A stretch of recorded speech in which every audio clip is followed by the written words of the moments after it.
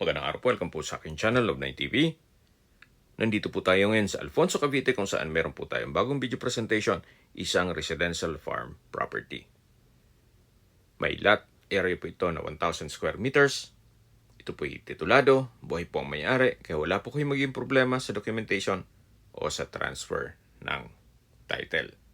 Napakatahimik po ng lugar, sariwang hangin at malamig po ang klima. Malayo na rin po ito sa 14 kilometers danger zone ng Taal Volcano. May access na rin po dito ng tubig, kuryente at internet provider. Gawa ng ito po'y along Barangay Road. Kaya accessible din po ito ng public transportation. Nasa mataas na lugar po ito. Ang estimated elevation above sea level ay 1,388.8 feet.